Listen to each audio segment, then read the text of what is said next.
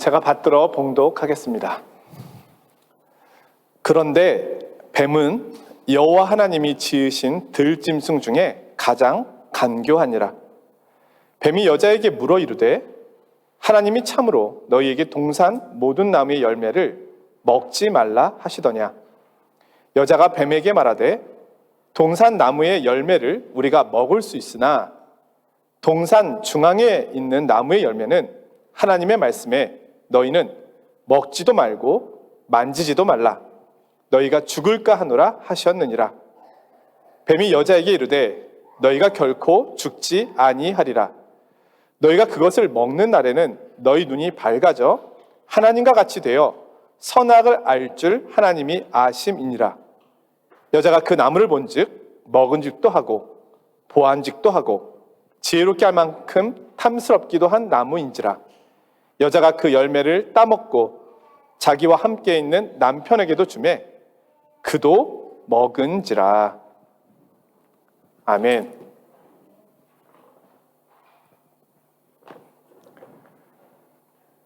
실낙원, 낙원을 잃어버렸다. 이 제목의 책이 있습니다. 이는 영국의 시인 존 밀턴이 1667년에 발표한 장편 서사시입니다. 이 실낙원이라고 하는 이 시는 오늘 본문 창세기 3장을 배경으로 하여 쓰여졌습니다.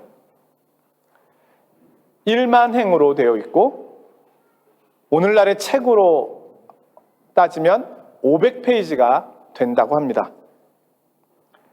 그가 이 작품을 쓸 때는 실명한 상태였기 때문에 내용을 불러주면 딸이 그것을 듣고 받아서 기록을 했다고 합니다. 그렇게 해서 5년여의 시간이 걸려서 나온 작품이라고 합니다. 타락한 천사가 뱀의 형상으로 아담과 이브를 유혹하여 선악과를 따먹게 함으로 결국 에덴 동산에서 추방당하게 된다는 것이 이 실낙원의 전체 줄거리입니다. 제가 대학교 시절에 한 교수님께서는 자신이 대학 시절에 이 실낙원이라고 하는 이 책을 대학교 교정에서 읽으면서 한없이 울었다, 이런 고백을 들려줬던 적이 있습니다.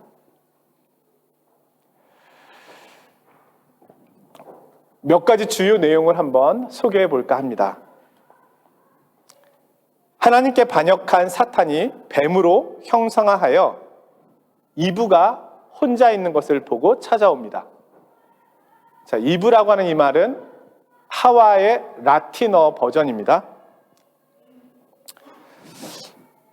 뱀이 사람의 말을 하는 것에 이브가 놀라워하자 사탄은 바로 선악과의 위력에 대하여 설명하기 시작합니다.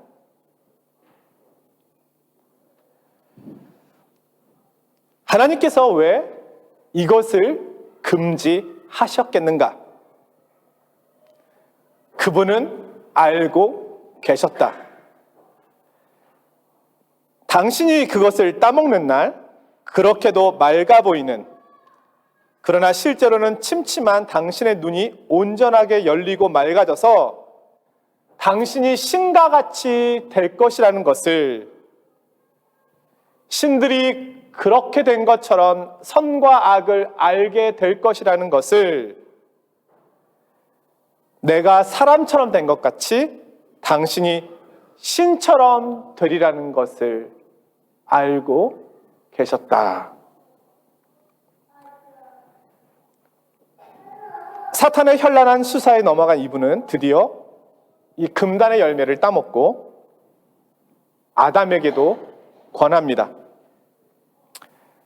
그리고 얼마 후 그들은 무엇인지 모르는 두려움을 느끼며 자신들이 순수함을 상실했음을 깨닫고 발가벗은 모습에 부끄러워하게 됩니다. 아담의 고백입니다. 오 행운 뒤의 불행이여, 영광을 누리던 내가 이제 저주를 받아 바라보기만 해도 지고의 행복이던 하나님의 얼굴을 이제는 피해서 숨어야만 하다니.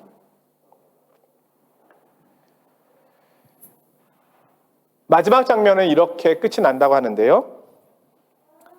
하지만 이들은 회개를 하고 독생자가 죽음을 통해 후손들을 구원하는 모습과 최후의 심판의 모습을 보게 됩니다. 아담은 고백합니다.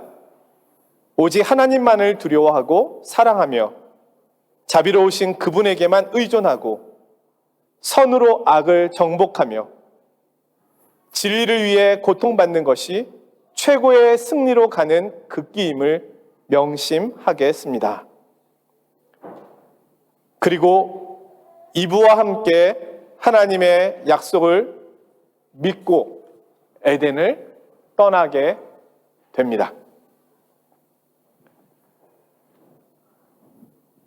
오늘 우리는 에덴 밖에서 살고 있습니다. 그래서 이 삶이 힘듭니다. 가장 좋은 것을 잃어버렸습니다. 자, 오늘은 창세기 3장의 말씀인데요. 오늘 말씀은 우리가 낙원 밖에서 살게 된 이유를 설명해 줍니다. 왜 이 세상에 파라다이스가 될 수 없는가? 이 세상의 형편이 왜 이렇게 되었는지, 우리에게 왜 구원이 필요하게 되었는지, 그것을 보여주는 말씀입니다. 그리고 구원의 의미가 무엇인지도 알려줍니다. 오늘 본문 1절은 이렇게 시작합니다. 그런데 세상 창조, 그리고 인간을 창조하시고 마지막으로 가정을 창조하신 이 아름다움의 창조 후에 그런데라고 하는 말은 어떤 사건이 발생할 것을 암시해주고 있습니다. 그런데 뱀은 하나님이 지으신 들짐승 중에 가장 간교하니라. 자, 원어로 보면은 뱀이라고 하는 단어 앞에 히브리어 정관사 하가 붙습니다. 그 뱀이라는 거죠. 아담과 하와와 뱀의 이 대화가 처음이 아니었음을 보여줍니다. 이미 대화는 시작되었고 마지막의 내용을 성경은 보여주고 있는 것입니다. 여기서 뱀은 이미 하나님과 아담, 하와 부부 사이에 있던 선악과 나무 계명을 잘 알고 있습니다. 그러기에 학자들은 이 뱀이 들짐승이면서도 동시에 천사적인 존재일 수 있다라고 추측합니다. 뱀은 아담과 하와에게 절대적인 하나님의 계명을 의심하도록 만듭니다. 하나님께서 주신 선악과 계명은 하나님과 관계를 맺으며 하나님의 형상을 이루어가며 살게 하는 선한 것이었습니다. 그러나 뱀은 하나님을 폭군처럼 묘사합니다. 그는 하나님의 계명을 조금씩 왜곡하며 들어옵니다. 하나님이 정말 참으로 모든 나무의 열매를 먹지 말라고 하셨느냐? 뱀은 철저하게 준비하여 하와에게 접근하였습니다.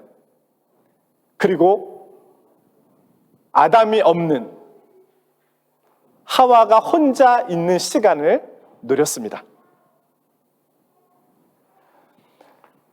어떤 부분에는 하나님의 말씀에 자신의 의견을 넣었고 어떤 부분에서는 하나님의 말씀을 생략하거나 왜곡하였습니다.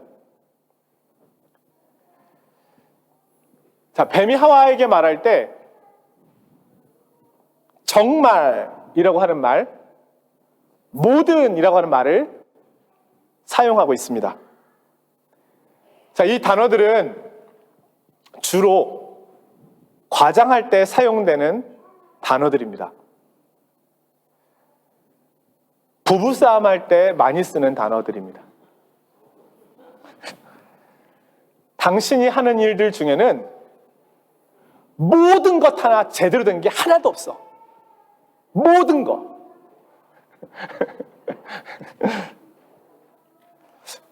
정말이야? 정말 당신이 말한 거 정말이야? 정말? 확인해봐. 정말?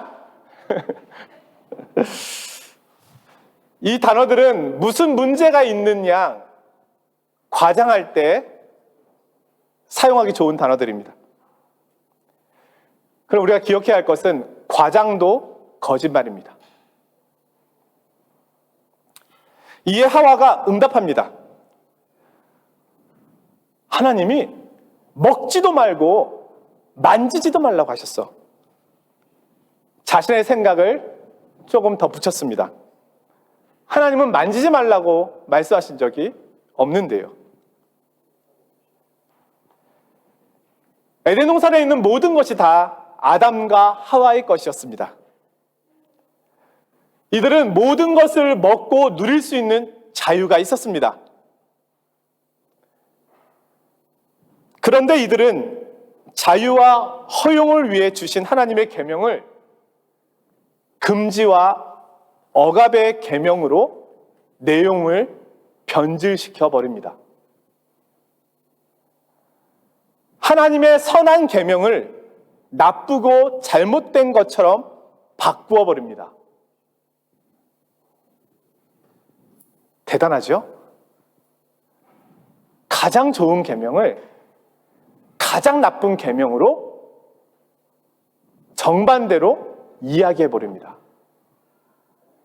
이게 뱀의 지혜입니다. 이제 뱀은 거의 다 왔어 생각하고 큰 펀치를 날립니다. 선악을 알게 하는 나무의 열매를 먹어도 너는 결코 죽지 않아. 하나님께서 반드시 죽으리라 말씀하셨던 그 말씀을 완전히 바꾸어서 말해버립니다. 그리고 최종적으로 설득합니다. 이것을 우리는 적 그리스도의 길이라고 말할 수 있습니다. 내가 선악을 알게 하는 나무의 열매를 따먹는 순간 죽기는커녕 눈이 밝아져서 선악을 분별하고 판단하는 일에 독자적인 역량을 발휘하여 하나님처럼 될 거야. 이제는 내가 하나님이 되는 거야.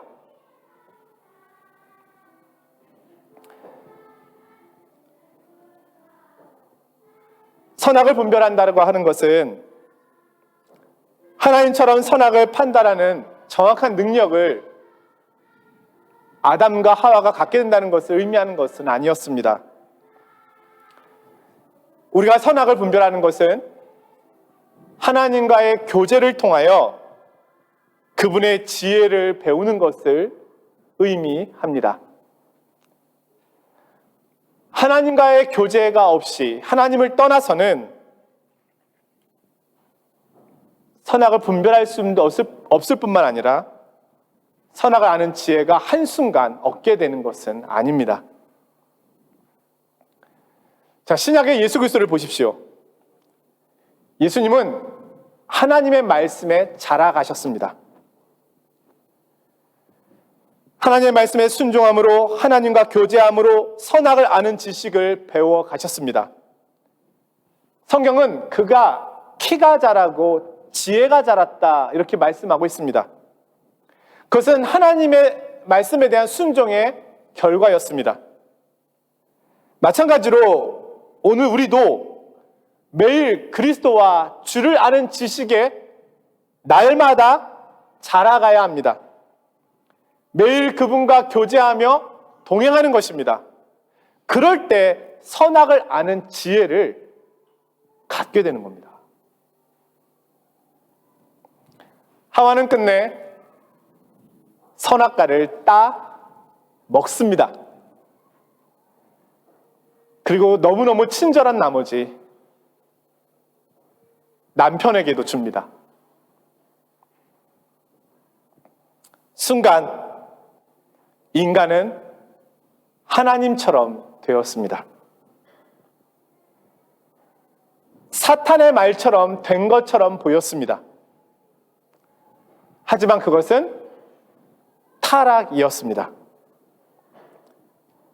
그들은 이제 하나님을 떠나서 사탄의 말을 따르는 사탄의 종이 된 것이었습니다. 겉으로는 인간이 하나님처럼 된 것 같았지만 실제로는 사탄의 영향 속으로 들어가 버렸습니다. 결과가 그것을 보여주고 있습니다. 인간이 선악을 가지게 되자 세상은 죄가 가득한 곳이 되었습니다. 하나님의 계명과 말씀은 거부되었고 에덴은 지옥으로 변할 위험성을 갖게 되었습니다. 하나님의 나라가 무너지게 된 것입니다. 이 뱀의 유혹은 이스라엘의 가나안 700년의 역사와도 관계가 있습니다. 가나안 땅에서 이스라엘 백성들은 풍요의 신이라고 여겨지는 다산을 상징하는 뱀신의 유혹에 자주 빠졌습니다. 하나님의 계명을 어겼습니다. 그 결과 그들은 가나안 땅을 빼앗기고 이방 땅으로 쫓겨나게 되었습니다. 바벨론 포로들은 포로된 자신들의 형편을 보면서 오늘 아담의 원죄와 에덴의 추방 이야기가 반복되고 있음을 알게 되었을 것입니다. 선악과를 따먹은 인간은 이제 스스로 통찰력을 갖게 되었습니다. 그래서 그들은 하나님을 피해 숨었고 자신들이 벌거벗었음을 알고 나뭇잎으로 몸을 가렸습니다.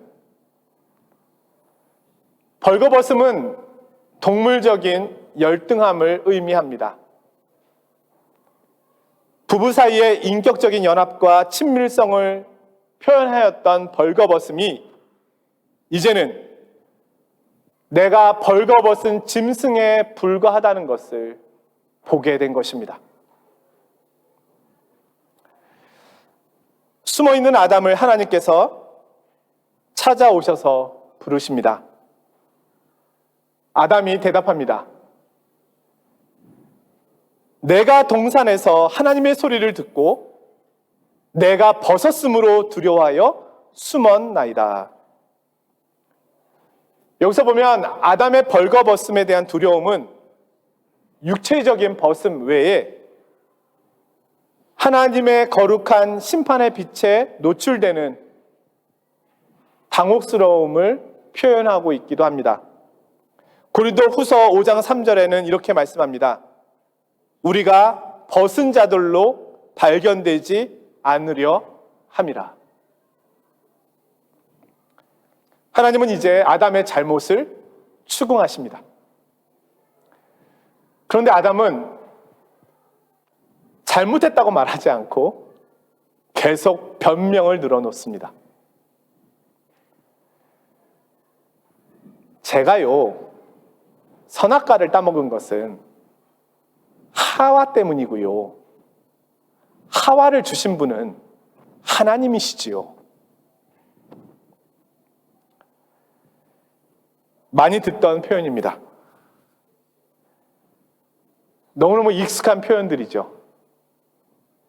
저는 이 내용을 보면서 우리가 하나님께 하고 있는 내용이 이 내용과 너무 똑같다 생각하게 되었습니다. 오늘 내가 이렇게 된 것은 누구 때문이고 결국 그 누구 때문인 이유는 하나님 때문이라는 겁니다. 아담의 변명이 오늘 우리에게도 여전히 동일하게 나타나고 있습니다. 아담의 피가 흐르고 있는 것이죠. 죄의 결과는 자신의 죄에 대한 책임을 다른 사람에게 넘기는 방식으로 나타납니다. 사람들은 자신의 죄를 줄이기 위하여 타인의 잘못을 과장합니다.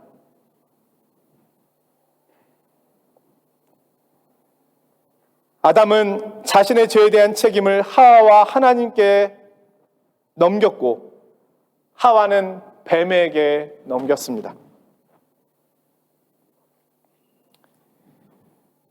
이제 이 세상은 그로 인하여 죄 가운데 있게 되었습니다. 우리가 사탄의 속임수와 정죄에서 벗어나는 길은 하나님 앞에 나의 죄를 고백하는 길입니다. 자, 우리가 제3자의 입장에서 이 잘못의 현장을 한번 바라봅시다. 배심원이 돼가지고. 자, 누가 잘못한 겁니까? 하와입니까? 아담입니까? 뱀입니까? 누가 잘못한 겁니까? 정확한 배심원이 계시네요. 자, 누구 잘못이 가장 큽니까? 하와입니까? 아담입니까? 뱀입니까?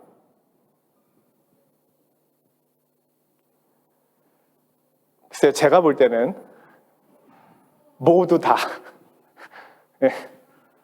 다 죄인이고 다 죄가 큽니다.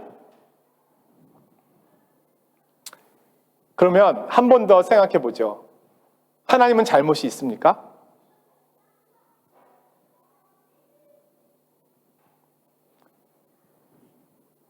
하나님의 말씀을 떠난 것은 그들입니다. 구원은 이 죄에 대한 참된 고백에서 시작합니다. 나의 죄 때문이라는 겁니다. 우리가 회개할 때 물론 간혹 그럴 수도 있겠지만 하나님, 저는 잘못한 게 정말 없는데 저 사람의 죄를 좀 용서해 주세요. 네. 뭐 그러고 싶을 때가 있긴 하겠지만, 그러나 대부분의 경우는 나의 잘못인데 우리는 그것을 타인에게로 돌릴 때가 많습니다. 사랑하는 성도 여러분, 제가 이런 상상을 한번 해보았습니다. 이제 전혀 다른 스토리로 흘러가는 거예요. 에덴 동산에서의 사건이. 사탄이 왔습니다. 하와에게 찾아와서는, 자, 선악을 알게 하는 나무 열매를 먹어. 하나님께서 모든 나무의, 정말 모든 나무의 열매를 먹지 말라고 너에게 얘기하셨냐? 하와가 이야기합니다. 야, 너 잘못 알고 있네. 모든 나무의 열매는 다 먹어도 되는데 선악과만 먹지 말라고 하셨어. 너 사우정이지? 너 귀 어둡지? 진실을 몰라? 뱀이 말합니다. 하와야, 그거 먹어도 돼. 괜찮아. 안 죽어. 먹으면 하나님처럼 돼. 하와가 말합니다. 야, 너 뭐야? 하나님이 먹으면 죽는다 그러셨거든? 너나 먹어. 여보, 아담, 여보, 여기 이상하게 생긴 애가 와서 자꾸 이상한 말을 해. 얘 좀 치워줘. 이런 식으로 이야기가 진행되었다면 우리는 지금 에덴에서 살고 있을 것입니다. 그런데 사실 이게 정상 아닙니까? 이렇게 흘러가는 것이 정상 아닙니까? 신라어를 쓴 존 밀턴은 후에 복락원이라고 하는 시를 또 씁니다. 되찾은 낙원이란 뜻입니다. 그 시작은 이러합니다. 내 일찍이 인간의 불순종으로 인해 잃어버린 행복의 동산을 노래했으나 이제는 모든 유혹을 통해 충분히 실현받은 한 인간의 완전한 순종에 의하여 온 인류에게 회복된 낙원을 노래하리라. 잃어버린 낙원이 회복된다는 이야기입니다. 어떻게 이 낙원이 회복될 수 있을까요? 우리가 꿈꾸는 그 나라가 어떻게 올 수 있을까요? 전쟁이 그치고 기름 걱정을 안 해도 되는, 겨울에 난방 걱정을 안 해도 되는, 다툼과 싸움이 없는 평화의 나라, 의식주로 인하여 고통받지 않는 그런 나라가 올 수 있을까요? 정말 정의롭고 백성만을 생각하는 왕이 다스리는 나라가 존재할까요?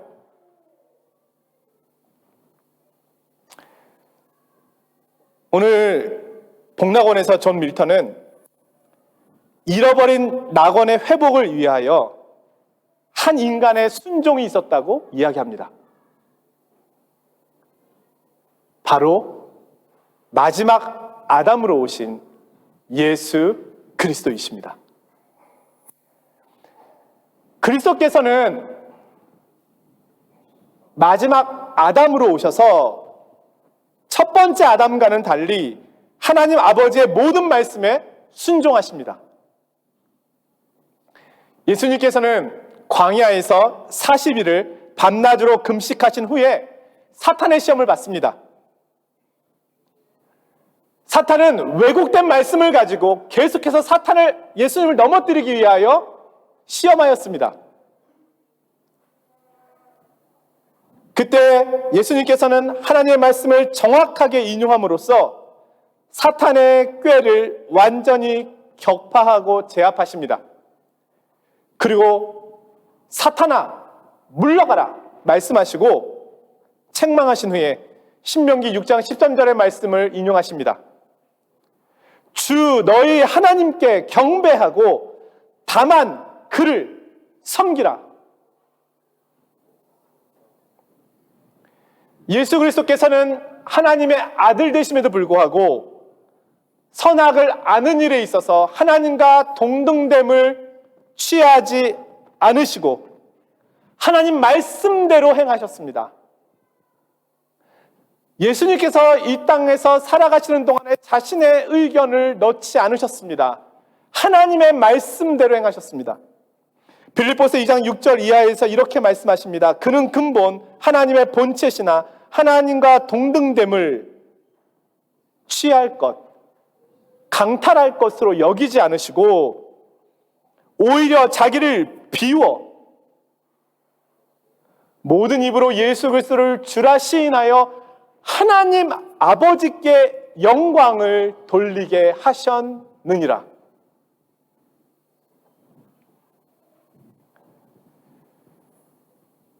사랑하는 성도 여러분, 오늘 하나님께서는 예수 그리스도를 통하여 이 에덴의 비극을 소망의 약속으로 바꾸어 주시고 계십니다. 우리의 허물과 죄를 덮어주시고 우리를 다시 에덴으로 인도하고 계십니다. 인간을 유혹했던 뱀의 머리는 철저하게 밟혔습니다. 예수 그리스도를 따르는 자는 첫째 아담의 죄를 따르지 않습니다. 그리스도를 따라서 하나님의 나라로 인도함을 받게 됩니다. 에덴의 회복을 경험하게 됩니다. 하나님의 나라가 회복되는 것입니다. 오늘 우리는 아담처럼 불순종해서는 안 되겠습니다. 예수 그리스도처럼 하나님의 말씀에 순종해야 하겠습니다. 하나님께서 보내신 예수 그리스도께 순종하는 것이 하나님께 순종하는 것과 같습니다. 예수 그리스도를 믿는 것이 바로 순종하는 것입니다. 이 순종을 통하여 매일매일 하나님과 동행하는 삶이 되기를 원합니다. 성도님들이 서 있는 그 자리에 하나님의 영광과 임재가 가득하고 거짓과 왜곡이 떠나가는 그런 진리의 역사가 날마다 나타나기를 주님의 이름으로 축원드립니다.